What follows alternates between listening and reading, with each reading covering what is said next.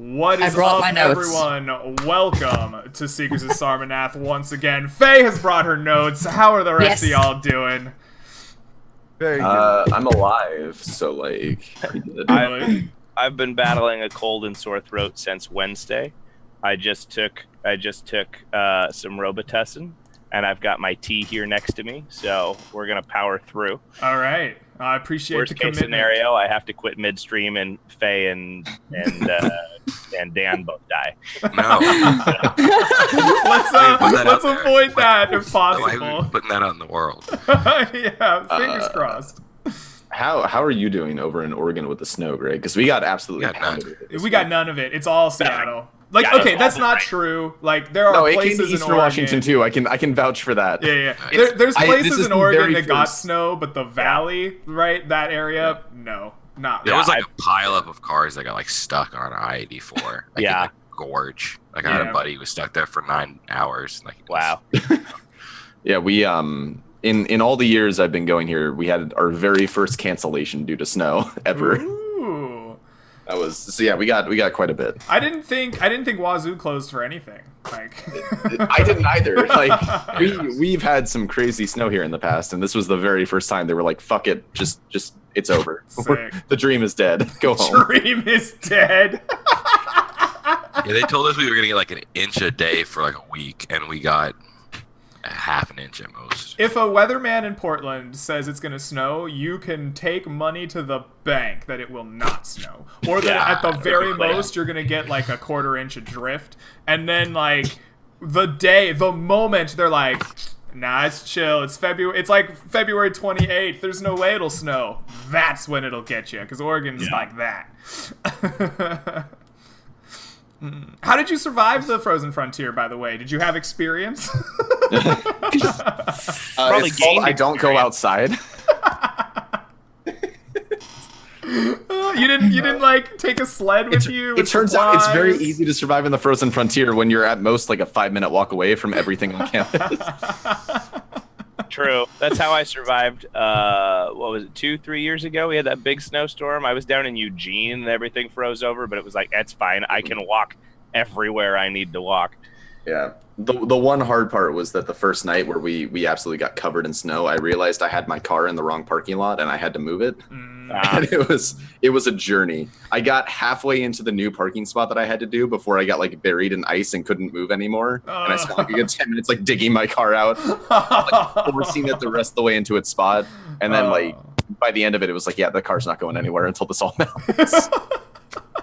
Dang, dude. Well, what about the rest of you? Millman, what have you been up to? I have never experienced any of those things. You mean it doesn't snow in Australia? I'm sure it does. Well, like, it's 43 degrees Celsius today. Everybody, don't bother going to work. Go down to the pub and get a free beer. Like, stay out of the sun, everybody. If you don't have aircon, go visit one of the local malls or the library or something where the aircon is working. If not, go somewhere else. Oh, that's rough. 109 degrees. Yeah, it gets hot. It gets real hot. Wow. That's We had higher than that this year, and pubs were literally, people were being sent home from work and told, go to the pub, get a free beer. Go get beer. Go get yourself dehydrated in the heat. That's the real strategy. Just go home, because they know that all pubs, the aircon won't fail, especially in Australia, so they're just like, go there. Don't. Yeah, that's crazy. Go to the pub. Yeah, I think the worst I've ever had was 39 Celsius. So that's that's lovely. 39. Well, okay, nice. for my fair complexion, anytime it goes above 80 degrees, that's the point where it's like, all right, I guess I'll just lie over and die. Fair enough. All right. Yeah, we've had some summers down here get to like 110. But not super often. A couple of years ago in Arizona, it was hitting like 120, 130, and they literally had like street lamps that were like falling over because the metal was getting too hot, and tires were melting on the street as people drove around. Like, That was entertaining. In El Paso, I remember as a kid, in the summer, it would get really, really hot, and the asphalt would, like, gum up. It'd be, like, all warm and stuff. And I'd run around as a kid with my shoes, and I'd put footprints in the road. And I was like, ha ha ha, look at that! Yeah, I'm sure everyone the bottom hated of my me. shoes, yeah. People were like posting pictures of their plastic garbage bins that just melted into puddles from how hot the sidewalk got. It just melted them. Nice. Other than that, yes, it's been great. Nice. Nice. My Wow. normal Millman fashion coming to the show. I've had minimal sleep. Still looking great. Hey, well, that's what matters. You gotta look good, right? That's it. I'll get through my second show. I'm like, I want to die.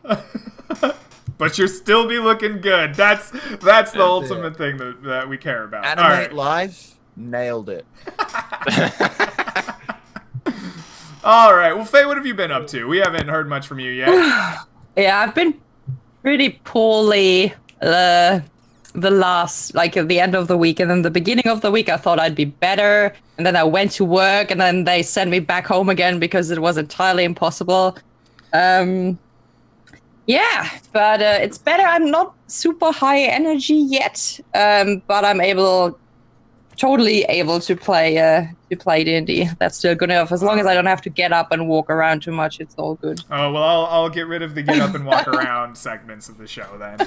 Well, Just don't make me too angry. If I get Gotta angry, I have cut to stand those. up and take a walk. You were so excited for the LARP part too. Yeah. The dance off, right? We're gonna have a dance off. yeah. Like you're the one. Everyone pulls out their DDR machines. Well, I did send those in the mail, didn't I? Everyone got them? Did you get your Parcel. back? Oh. All right. Well, it's good to hear that you're feeling better. I think I caught whatever you gave me. Like Yeah, at the end of last show, I think died. you did. But we're all feeling good, and we're here to play. So that is awesome. You brought notes. Are you like prepared to give like a whole breakdown of what happened? Oh or no, you- of course not. I never give a break. No, I always take notes for everything because Good. then I like going back to the DM and then saying, no, it wasn't like that. You said, and they are like, oh yeah, that's how it was. And then so there are situations where you have to lawyer your way out, and I like to come prepared. So. Perfect. Well, you came prepared. Excellent. Well, let's go ahead and dive ourselves into play. Last time, the 5 of you, well, 3 of you that were left, decided to look into Garrett Goldenthroat's harp, and in the process found some smoke on the horizon in the early morning to the northwest of Wayside. You stole the wheel of Horsedog's cart so that he couldn't leave without you, left him to go about his days, and drove off into, or hiked off into the grass sea to begin searching for these orcs. You came across this burned thicket in the sea where there were the remains of these eviscerated large elk-like creatures on drag marks and the hoof of a giant goat-like print left in the ash. But after some time of investigation and some chittering with a burrowing mammal, you decided to leave this place and head off to find a tree and rest for the night. As night approached, you found the shimmering and gleaming of a fire in the distance, and approached the encampment of orcs as the sun set. There you saw that there was about 5 tents and 13 or so orcs with their wolves tied up, getting ready for a feast. And Emily bravely created a distraction off to the west while Janlar became invisible and attempted to sneak in. Unfortunately, the orcs were very perceptive on this day, and despite the invisibility, spotted the trail in the high grasses weaving its way into camp, and a fight ensued, lasting most of the night as you pulled orcs to and from the camp, fighting them where they stood, eventually Gormak engaging in one-on-one ritualistic combat combat with the chieftain. Sadly, Gormak fell in his attempts to slay the chieftain and bled out on the ground. Emily, in a rage, attempted to defend and to avenge her fallen comrade, but she too succumbed to the spear-throwing prowess of the orcs. Janlar did successfully sneak into the tent while all this craziness was happening and abscond with the harp, while he and Tom ran off away from camp, eventually meting out some swift justice to the ragtag band of orcs that followed after them, and finished up circling back to find a spellless and fatigued Rose just outside of camp. And so that's where we will rejoin our intrepid adventurers. The three of you have come together finally.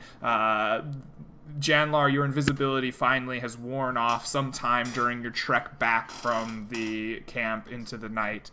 And you are in the dead of night in the sea of grass, not too far from a camp that is still loudly braying and still quite agitated, but for the moment, peaceful to you. What do you all do? I think we need to get further away from these orcs. Yeah, let's pick up Horse Dog's wheel. And go get out of here. I think the wheel is in the middle of the village, just as a note, though. I think He left his pack and stuff like that behind, specifically because if one of us gets downed, I don't want us to leave all of our stuff for the orcs. You did not leave the pack behind, very specifically. I was gonna say, I remember that was a suggestion, and then everybody was like, "No, I know what's gonna happen. If we set our stuff down here, we're never gonna find it again because we're." So well, I guess we'll have to get a new wheel for Horse Dog. Yeah, we have to buy him a new wheel. That sounds like an Emily claim, and what a great claim that was. Yeah, what a great idea. So, are you going to tell me what happened to the others, or do you even know what happened to the others? Well, I saw. What happened to the others? I don't know about Emily, but I saw Gormak go down. He tried fighting the chief in the camp, and he did not win. We quickly got over. There was too much in the camp for us to fight. So was it worth it then? Well, one of us died at least. We have the heart. I don't think it was worth it. Small victories. Should we wait for them to come back? Gormak's not coming back. No. Emily knows where to go. If Emily's fine, she'll know how to get back to us. Okay. it's really sad. They don't even know what happened to Emily. Yeah. It is. It We is fled sad. beforehand. But let's just go back to town. We need to get some distance between us and this camp. Okay. Are you leaving at this very moment, wading through the dark night? And the sea Yeah, I of mean, grass? at least a little ways to get further away from. Yeah, like I don't know if we'll make it all the way back, but we gotta get How some many distance. spells do you have left, Tom? Because I know 0. I know Rose is out as well. I have 1 HP and no spells. Oh, dear. Yeah, I got a bunch of health, but no spells. All right. Well, you begin your trek through the darkness. Millman, you're in black and white right now. Yeah, he's got sweet skills with his camera. I'm very dead. He's very dead, yeah.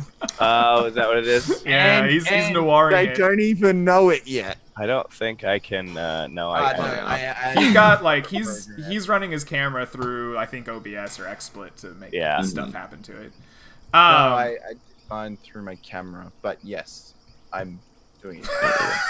Tom, what are you doing? Sean is Australia now. You're not even in the camera anymore. That's why people This is a very serious escape from the orcs Right. here. Somebody just died. Can you keep your shit together? Jesus. I'm sorry. There we go. It's appropriate now. Okay, that's better. That's better. Okay. The three of you begin tracking your way through the darkness, trying to get back to the wayside. Who of you can see in the dark? Well, if I cast light, I could. I'm not can see in sure. the dark.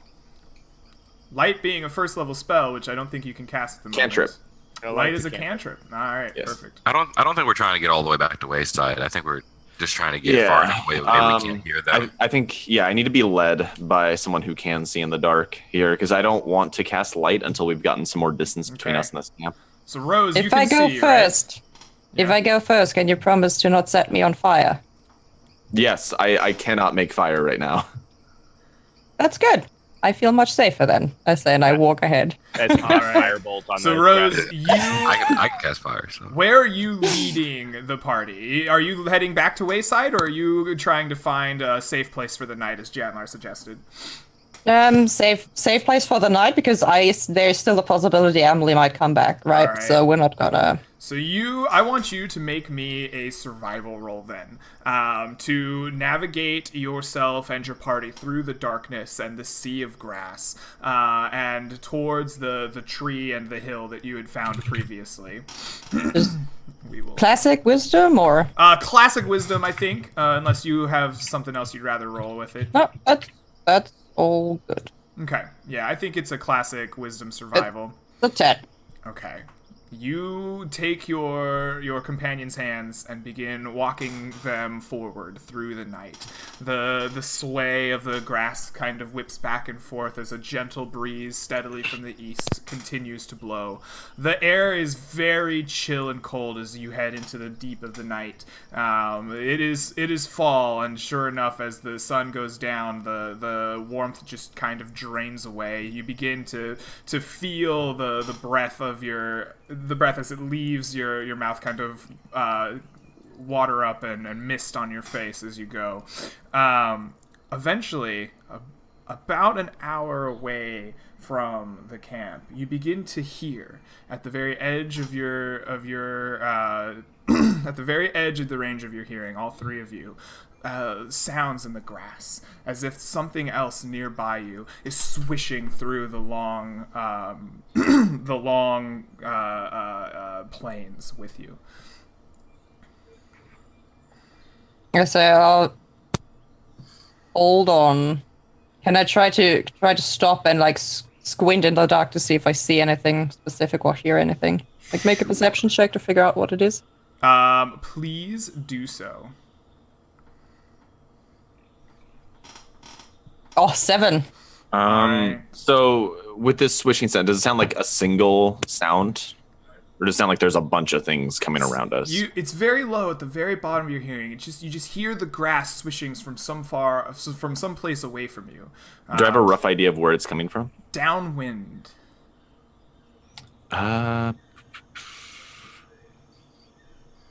Okay, I'm gonna pick up a rock when I next see it. I'm gonna cast the light cantrip and throw it at where I think the sound is coming from. Okay. So you stop to listen. As you stop, the sound itself stops as well as you strain to listen again.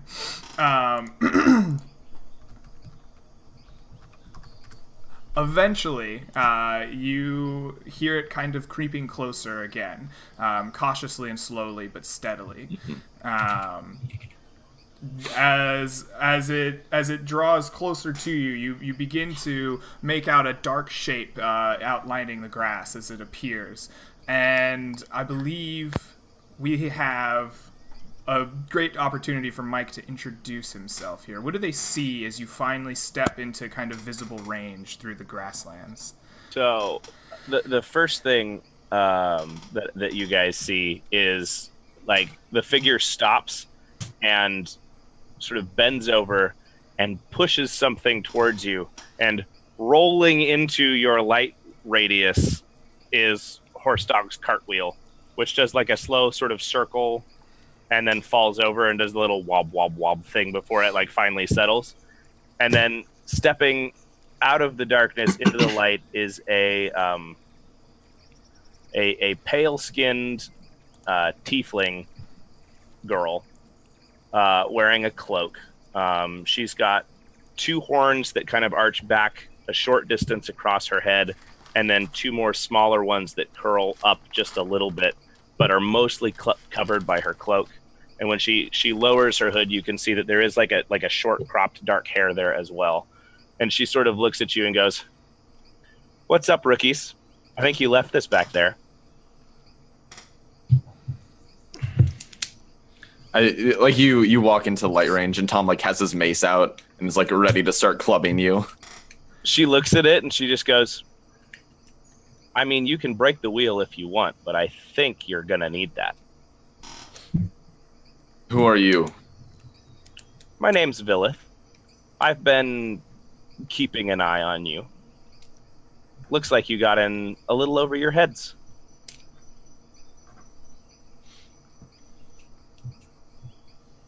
I'm not here to kick you while you're running with your tails between your legs, but I thought maybe you needed a little bit of help getting back to town. Very cautiously, Tom is gonna like take the wheel and like put it over his back and be very sad that he does not have Cormac around to handle this load because he's not that strong. I guess I'll look at her, and since nobody has really made any introduction so far, I step forward a little bit and I say, it's nice meeting you. My name is First Light of the Sun and Juice Up Morning Petals. You can call me Rose if you want. This is Professor Genla, and this is Tom Firebringer. I say, slowly squint a little bit. Lightbringer. I look at him and I say, Firebringer. Nice cloak. She just nods. She'll also shift just a little bit so that you can see the seeker pin pinned to her cloak glisten in the light. Oh, as I see that, I take off my pin. I hold up my pin. You know.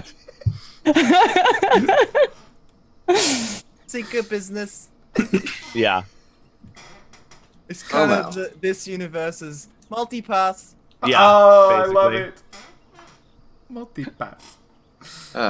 So another seeker, huh? Seem to be everywhere. Greg, what was the name of the rogue trainer seeker lady? Dara. Okay. I nod when you say that, and I say, yep, one of Dara's. Oh, yeah? I heard your class didn't have any. So... And I kind of, like, look back over my shoulder towards the orc camp and look back at you and just go, shame. You called us rookies, so I take it you have more experience? I graduated the year ahead of you. Then I suppose you have the tattoo to prove it. I will smile, and I'll say, I do. Care to prove it? I think. Sorry. Go ahead. What were you gonna say, Faye? I said I think you would have graduated 2 years ago, because the year before that they also didn't have anybody. You said was twice in a row that they didn't have anybody who graduated. That could have been the case. I don't remember. We'll say I graduated in a year Hold that on, let me canonically go pull up my notes on That's Dara. what she said. Sorry. This is why she brought the notes. This is why she brought the notes. Yeah. Well, now this story is even more suspect. Care to prove your... Faye up here like, Just in case it turns out she's evil and tries to kill one of us, okay? I figured it out for a session, people. Just You know, that is what I have written down for Dara here. For the sake of character creation of a new PC, we'll go ahead and retcon that. okay.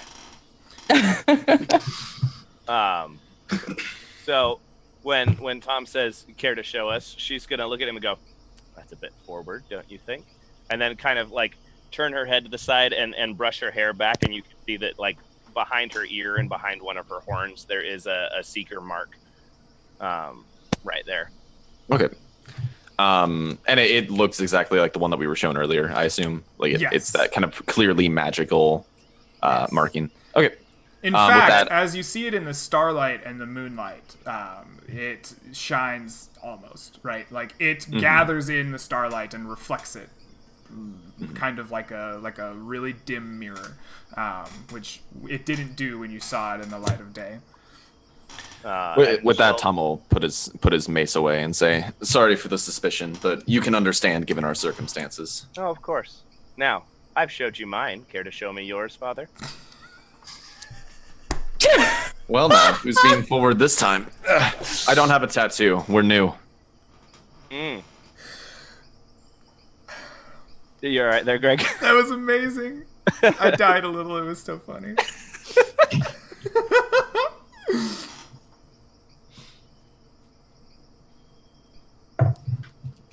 All right. Anyways, if you've gone this far, care to come accompany us the rest of the way back to town? Unless you have other business that you're attending to. No, I'm afraid my other business is wrapped up. What do you mean by wrapped up? Well, I had reasons for keeping an eye on your group, but I'm afraid both of those reasons are no longer relevant. Both? Both. Gormac and Emily? Did you not know? The orcs got the pixie as well. Well, we had our Taylor suspicions. looks so sad. Just doesn't say anything now. The party's not sad that Gormac died, but everybody is devastated when they find out Emily has died too. I mean, to be fair, Tom's response was, we figured probably. Yeah. I don't think Tom's super broken up about Emily. Emily was we saw the it. worst Right, person of a fairy. Like, hey, let's just murder the guy and steal all of his stuff. Like, no, Emily, that would be the wrong thing to do. Repeat for 3 sessions. I should have played a rogue. I think Bard works for that mentality too, though. It's very true. I mean, the only more bardy thing you could have done would have been like, let's seduce him and then steal all of his stuff while he's sleeping it off. And leave him in the middle of the desert. You got to add that part. Right. Yeah. The equivalent of leaving him in a bathtub full of ice. Yeah. Just be careful who you do that to, because I got thrown off of like the equivalent of Mount Olympus for doing roughly that. Was it Zeus? I mean, no, it wasn't the Greek gods. It was homebrew gods, but I mean, basically. So, with introductions taken care of, it seems you've kind of wrapped up speaking. Are you continuing on towards this tree? Toward the stream? What? You had the safety of this like kind of tree that you were resting under. Oh, tree. I think you said stream. And that was where Faye was leading you. Or with your new companion, are you... It sounded like Tom was saying you're going to go the rest of the way to Wayside with us. I mean, that's... I don't know. That's kind of the group's call, I guess. I'm pretty banged up, so I can't really do anything if we get ambushed in the night. Assuming we don't hear the orcs anymore, then I say we just camp here. That might be the best call. All right. Yep, I would right. prefer staying with the tree. All right, Faye leads you the rest of the way back to the site of your previous camp. The stone pit where you were about to build your fire is still built underneath the wavy arms of the willow. And sure enough, you are able to rest for the night underneath the tree. You probably keep up some amount of watch to keep a watchful eye on the turbulent grass sea around you, but... Yeah, Chandler's gonna sleep with his backpacks, like, cradled in his arms. So he's just gonna hold it. Very nicely done. And the morning approaches as the sun arises, and you are all very cold and very exposed out here in the grass sea. But as morning rises, you once again can see all around you and begin to make your way back towards Willard's Mill. Who is on point as we make our way back towards Willard's Mill? I can walk ahead. Okay. Like, if we're still navigating through the grassland, I guess I would. Alrighty, Rose. Go ahead and make me a perception check as you make your way back. Just perception wisdom works just fine. Wow, 11. You are too concerned with perhaps maybe your new companion as you walk along, and you don't see much of anything as a party as you make your way back through grass and eventually towards Wayside. You approach Wayside towards yes, Mike. Rose, if you're paying attention to Villith, you notice that when the sun comes up. When the first sunlight actually hits her skin, it visibly darkens, and it's much more like bronze colored and like bronze copper colored during the day than it is at night when it's very, very pale. So maybe that's why my perception isn't that great, because I'm trying to find the way, but you're also pretty distracting. I guess at some point Rose tugs on your robe and she's like, Villith, was it? Mm-hmm. Can I ask you a question? Of course. I can't promise I'll answer it, though. Okay, that's fair, I guess. What are you? Oh. I'm a seeker, but I assume you mean, and I kind of gesture at, my horns. I've seen a goat before, but I'm pretty sure you're not a goat. I smile, and you can see there's, a slight, fang to my canines, and I say, I'm not a goat. No, I'm a tiefling. I have. Bless you. She smiles, and it looks like a genuine smile when Rose does that, and she goes, "No, it's the name of my people. We are." I'm sorry. I understand. I imagine you haven't had much interaction with the many races of the world. With some more than others, you know. You're not related to fey creatures, I take it? Not exactly. My people come from the infusion of some of the more interesting planes of existence during was it called the Cataclysm? What was the Awakening is what it's generally referred to. Yeah, during the Awakening, there were some humans whose bloodlines were infused with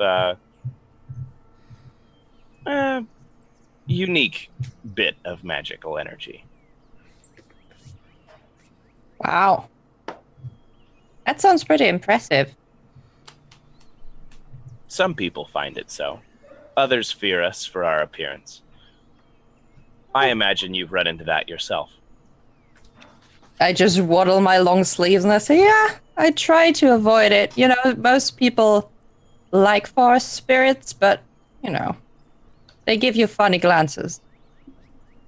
She nods. And as you... And I guess we chit-chat along as we, slowly walk. As that conversation wraps up, you find yourselves appearing in Wayside. About fairly early in the morning, you guys awoke basically with the sun, if not a little bit before. And as you make your way back into Wayside, you are accompanied with a number of hunters, both making their way in and out. And you look around and you see striding in from nearby, from apparently having spent the night out in the Sea of Grass, this just burly, muscled satyr. It is a kind of shorter fellow, but broad-shouldered and immensely muscled, and the satyr is carrying with him the carcass of an dire lion. It is as big or bigger than him as he's just holding this up above his head and just walking in proudly with his kill.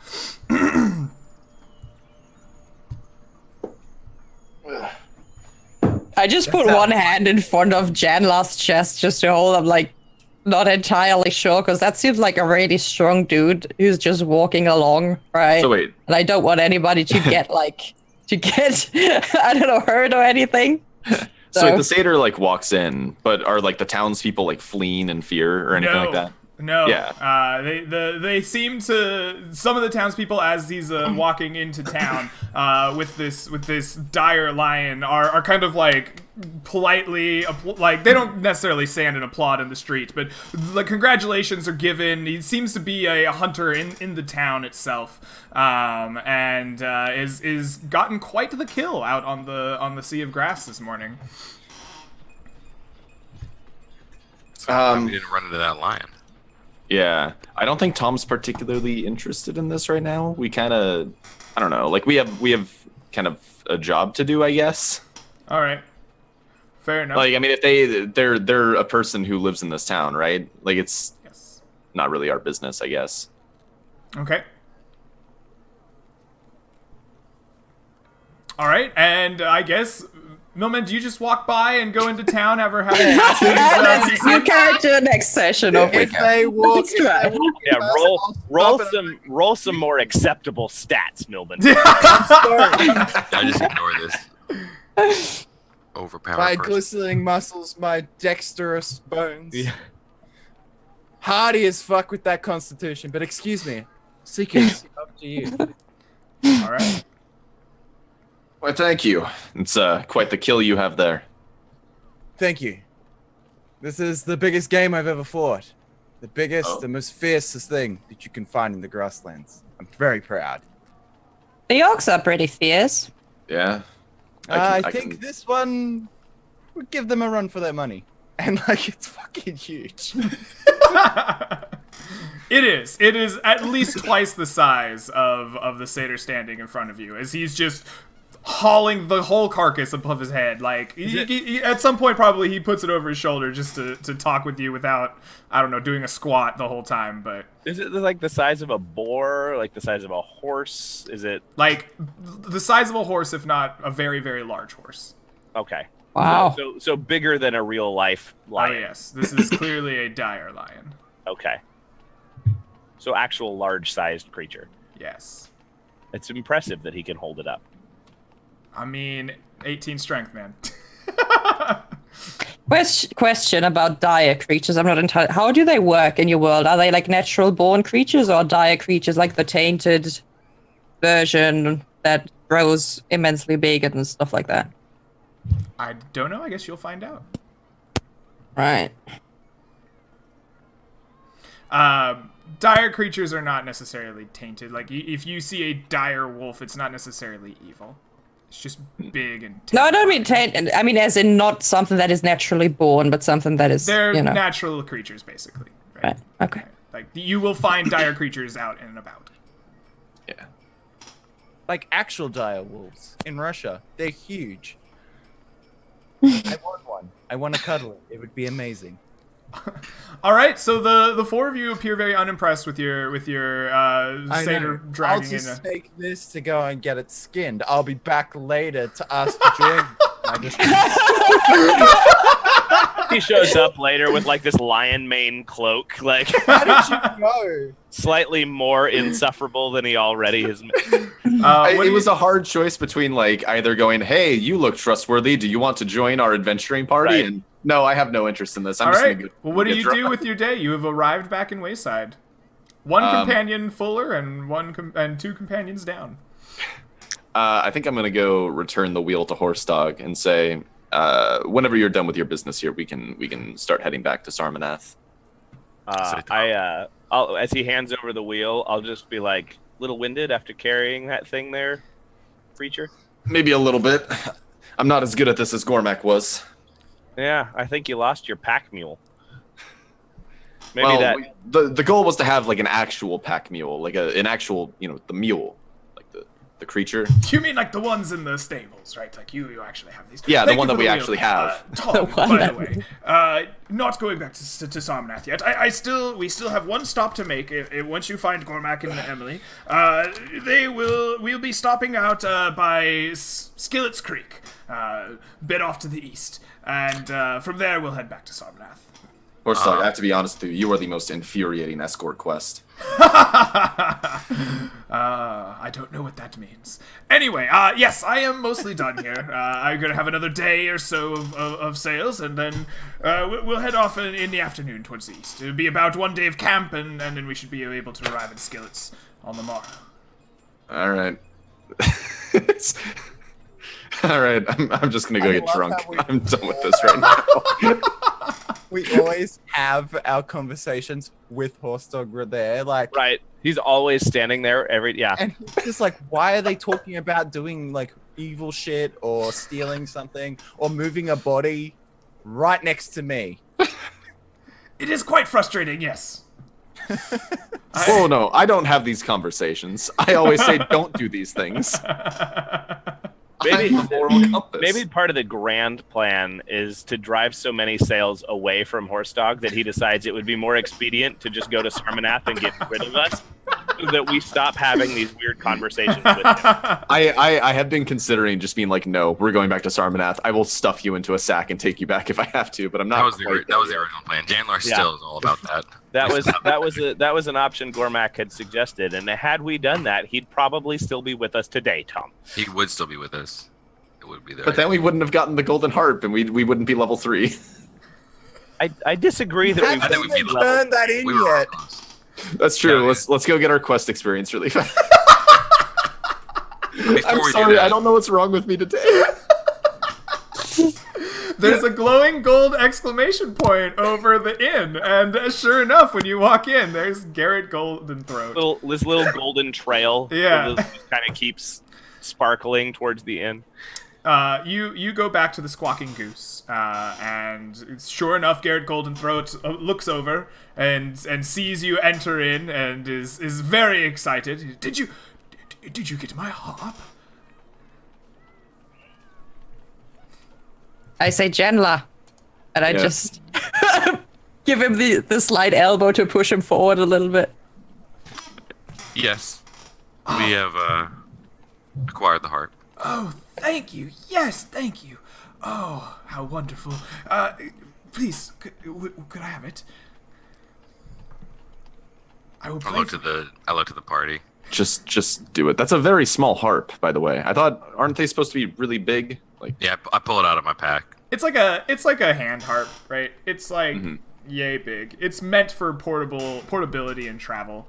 Part of what gives it its light weight is that it's enchanted, right? So it's purposely lighter than a normal harp. But yes, it is a smaller kind of travel harp, made of pearl with these kind of glowing strings in it.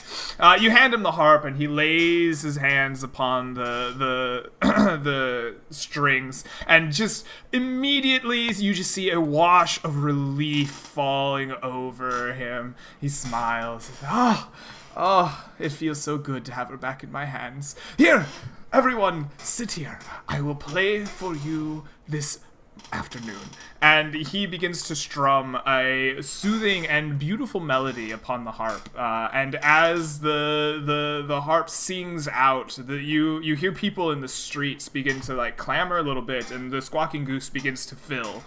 And as the sound kind of plays over your tired bodies, you begin to feel your wounds and your tiredness knit up and go away. You've already regained your hit points from the long rest, but the fatigue of your trip has kind of washed away. You feel refreshed and rejuvenated as he plays, and the musical notes kind of lend steel to your backbone and give them just a complete and utter feel of refreshment. As the tavern fills, Garrett Goldenthroat kind of walks around and says, yes, we shall have a performance for the town, you gracious hosts, and honor of these heroes that have brought back my wonderful harp. Tell everyone far and wide, this time I'll even let it be free. Don't say Garrett Goldenthroat is not a kind and charitable man. And begins to just play around the entirety of the town. He steps out once his performance for you is done, playing his harp, and begins spreading the word of his performance this evening. in the back of your brain, you guys hear the voice of Emily Pumpkin saying, "We could just take him back and give him back to the orcs. They own him technically."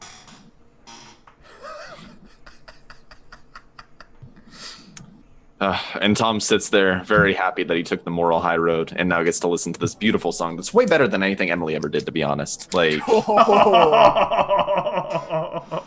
is just bitter. He doesn't quite know what to do with his grief. That's okay. That's okay. yeah, He's feeling Cormac didn't deserve to die like that. as the cleric. He's feeling very responsible for 2 people dying on his watch. Mm-hmm. Actually, I think at some point I would lean over to Tom. I don't know if he's drunk by that time, but I would say, shouldn't you set something on fire? You know, to honor the fallen? I'll get around to it. I just look at him. You hear like, I'll get around to it, and he like sloppily pours another glass of wine. And I look at Jen, and I think there's something wrong with Tom. The gnomes bartenders you find are very happy to keep plying you with drink. They just like keep, oh yes, another, and they just like keep handing out these like bottles as big as they are as they waddle up and around and set them on the table in front of you. Yeah, it seems that they're very happy to run up your bill as much as they possibly can. Yeah, you see a very drunk Janlar if you look to him. He says, "Tom's a great guy." Slaps Oh Tom my on the god! back. I'm just sitting there looking at one and the other. That's a grieving party right there. We need some therapy. One of the gnomes after having delivered the bottle kind of waddles across the table and looks up at you, Rose. Says, "What about you, my lady? Can I get you anything? Surely you would like something to drink. Seems we've had a party today." No, thank you. Okay, well, just ask. Wave your hand in the air or something. We'll come right away. That is very kind. Thank you.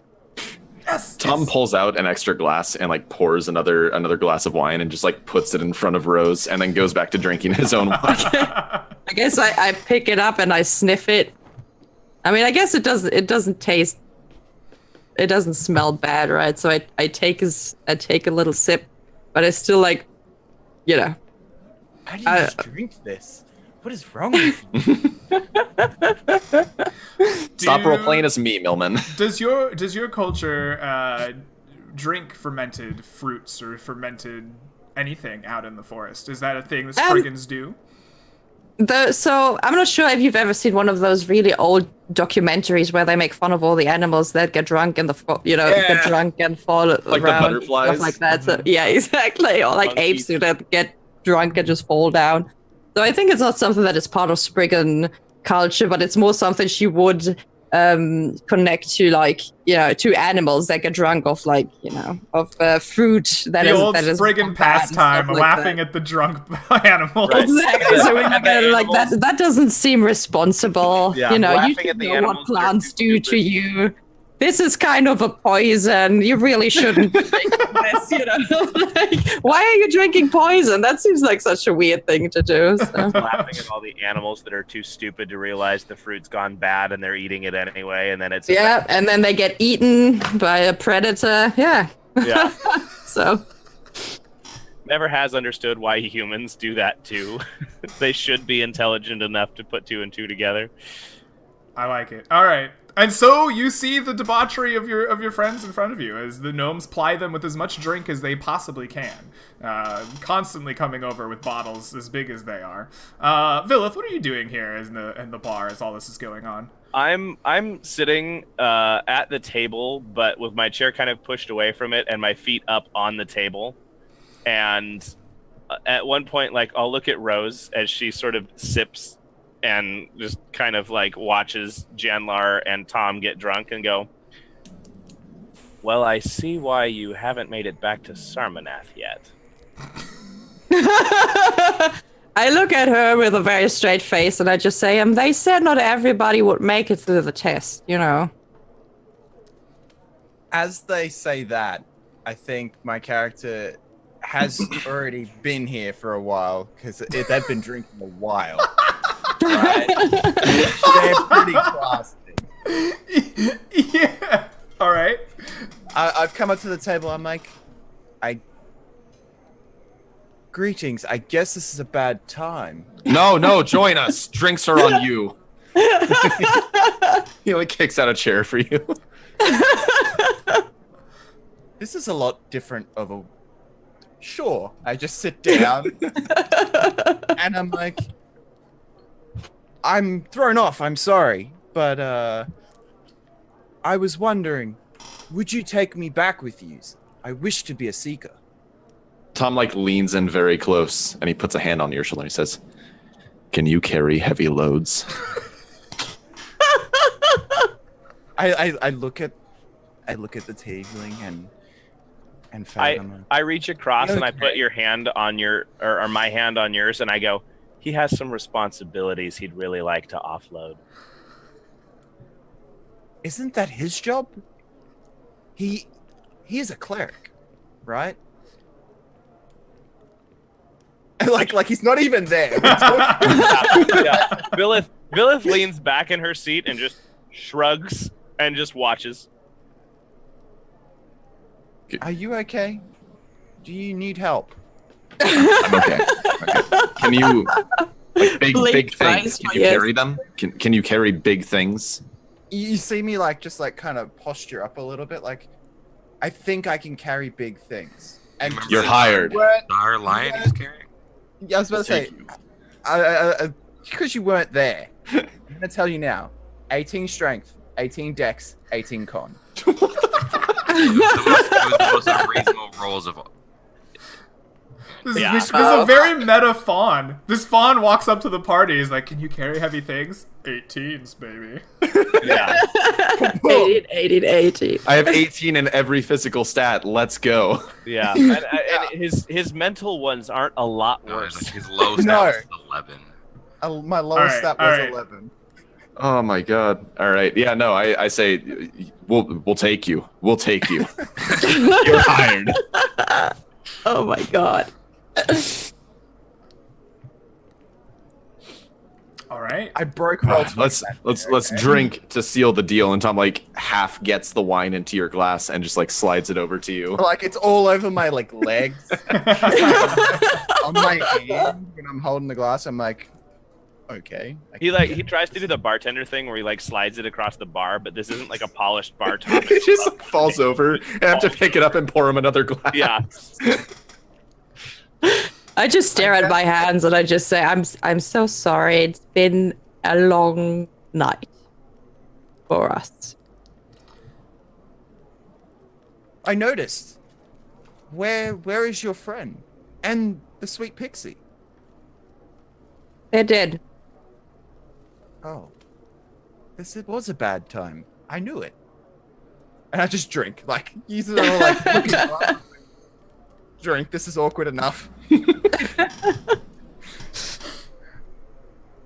All right. And with that, the day carries forward. The day is yours until the late afternoon when Horsedog is ready to go. Are you spending it just drinking in the bar, or is there anything you want to do with yourselves with your final day here in Wayside? I want to get that lion skin totally. Like I want to deflesh it and get it primed to wear it. Well, you Damn know right. that it takes a good while to tan hide and make Yes. sure that it actually is good and wearable. But you can, yeah. You drop it off with your family. Your father is a hunter, as his father was before him, and you know very well that he'll be able to skin it, get it ready, prepared. If you ask, he will have it prepared for you in a week's time. As a wearable cloak. That's I would the go goal. speak with Garrett if I've got a chance, if no one else is doing anything. Sure. Yeah, Jandlar. You track down Garrett after some time drinking at the bar.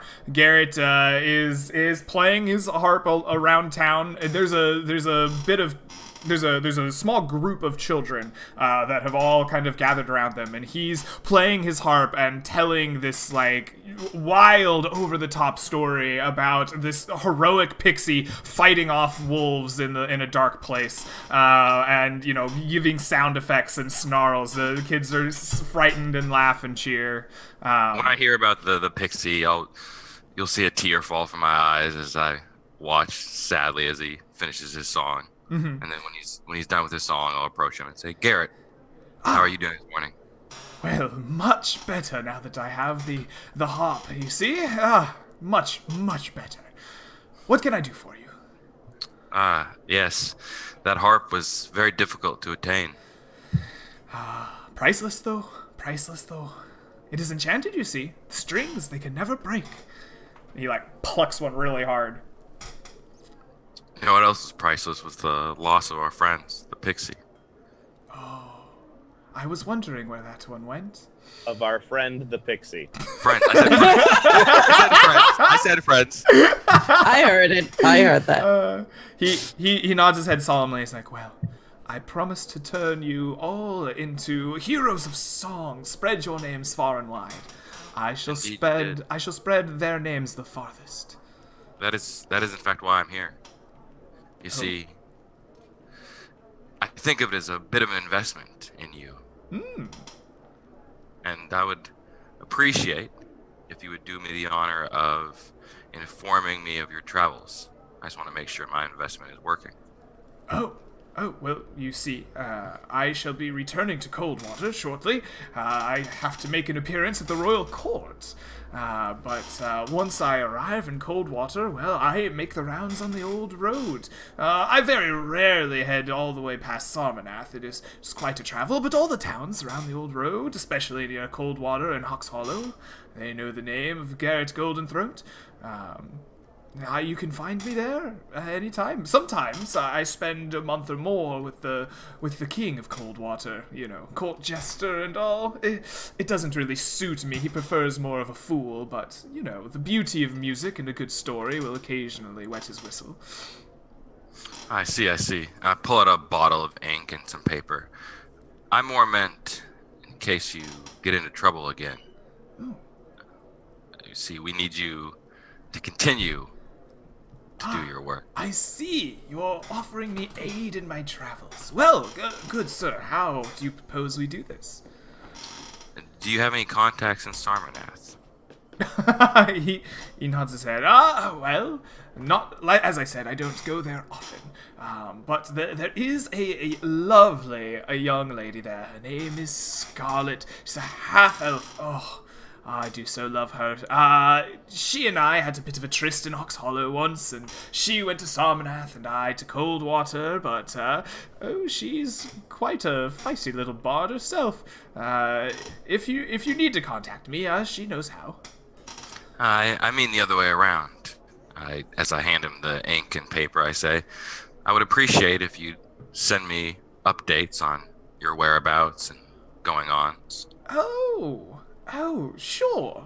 I suppose it is the least I could do, you returning this glorious beauty to me. He strums the harp again. He takes the ink and the paper from you and says, how do do you want me to just send this to Scarlet? You're going to stop by her place every now and then? That will work for me. Excellent. Then we have a deal. Once a month, let's say. I will send you an update of my progress and travels. I say perfect. And I'll let him go back to his work and say, I'll see you around, Garrett. Oh, yes, I do hope you do.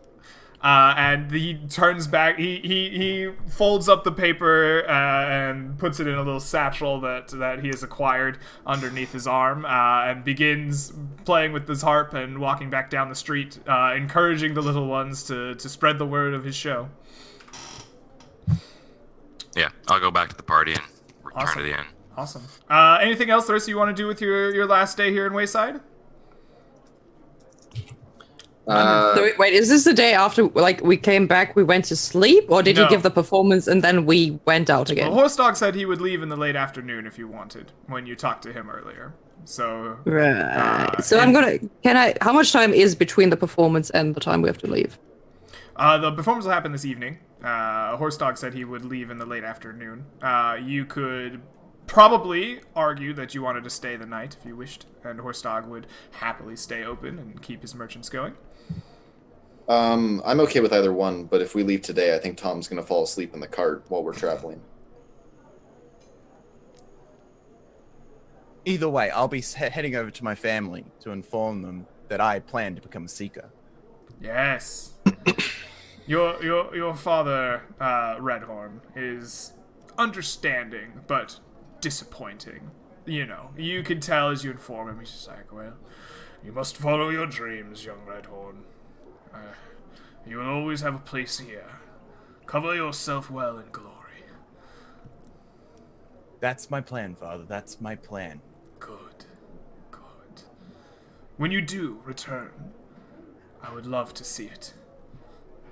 And he kind of gives you a like very heavy hand on the shoulder, kind of looks you in the eye knowingly, and allows you to head off. When you hug your dad right there. All right, Satyr hugs were given. Aww. Yeah. Try not to knock his antlers. Yeah. You get your antlers all tied up. Right. All right. Yes. All right. So party decision time. Staying for the evening or heading out as you intended with Horse Dog in the late afternoon. As soon as Horse Dog's ready to go, Janlar is ready to. Yeah, I want to move along. To escort him All on right. his way. All right. And Tom so... drunkenly climbs into the cart before it starts to head out and falls asleep with all of his goods. Tom falls asleep in the back of the cart, and you all begin making your way out of the wayside and through the sea of grass. You're going to spend a night out here, according to Horse Dog, and the town will be kind of reachable by the next morning. Or the next day of travel. You begin heading out into the sea of grass. Your caravan next to his. Let us see. What do you all do as you travel along? Right. What does it look like? I know Tom is sleeping and passed out in the cavern. But what are the rest of you up to as you travel through this grass plain of tall grasses and winding hills? Should everyone be reflecting on their experiences and leveling up to 3? I forgot to mention that. This would be an excellent time to level your characters up to 3, yes. I'll be walking next to the cart while we're moving. Occasionally you'll see like a hop in my step. I don't know why, it's just the character flaw, okay? I decided it sounded good. Like a good deer, he just hops occasionally. But like once we if we make camp at some point, I'll have to I go and search for food to make like myself of use since I'm not a seeker. Okay, so you're keeping your eyes and ears out as you hop along or ride the cart, looking for ways to make yourself of use. Cool. I think Janlar's pretty distraught still over the loss of his friends, and he's probably just kind of muttering to himself about things he could have done differently, maybe taken a back route through the camp, or helped Gormak during his fight, or just gone through the back. I don't know, nonsense that he's kind of spitting out. Yeah. So it seems like it's a somber, kind of quiet ride for the party. And as the night kind of begins to come, as the sun begins to set, dusk begins to come out, you all look out across the grass plain, and you hear, more than see, this chittering call. It sounds like bird calls almost, but it's low and on the ground in the grasses as they're rifting their way through the tall grass towards the encampment. What do you do as these approach? I think Tom is kind of like stepping out of the cart, holding his head like stop, stop, stop, stop, as the noise is like getting louder and closer. Yes. I'm gonna stand on the highest point to get like a advantage, like either on the carts or something, and have a. Yeah, that's look. where Villith has actually just been standing in the back of the cart with one leg up, like not quite like Captain Morgan pose, but not far off from it. Like just keeping watch from that high point as we travel on, with Tom passed out in the back. Just kind of keeps occasionally like flicking her tail over to like tap him on the face like a bug. All right. You look out. I think I would probably just take a step back and like hide myself a little bit more in the grass because it's easier for me to fit in, right? So I would like step back and just try to hide in as possible as I can. Okay. You. Oh. I was just gonna say I should roll HP really fast if we're about to. Yes, go into if you've leveled up, please roll HP. Okay, sure. That leaves me at perfectly average. 4. Beautiful. Is the sun down at Setting. this point? It's Setting like still? sunset. Okay. All right. 1 second. I still gotta roll, I think. Can I roll a knowledge of nature since I'm from this area to have an idea of what? You the- absolutely this can. is? Yes. Wisdom. Oh, that's not good. Oh no, intent. Nature is a. I think you're racking your mind to remember something, so I think it's more of an intelligence thing. Perfect. 15. All right. As you step back and prepare yourselves, you see these creatures kind of almost swimming their way low and crouched. They billow out of the grass, begin rising up and squawking and screeching in their bird-like tongues. They're these large birds running on 2 legs with axe-like beaks, sharp and pointed, running at you. Millman, you recognize them and their hunting tactics almost immediately as axe beaks. There is a pack of 6 of them as they begin to kind of surround and rush the 2 carts. And with that, we have reached an hour, and we will take a break before heading into combat. We will see you all in about 5 minutes. We will see you then.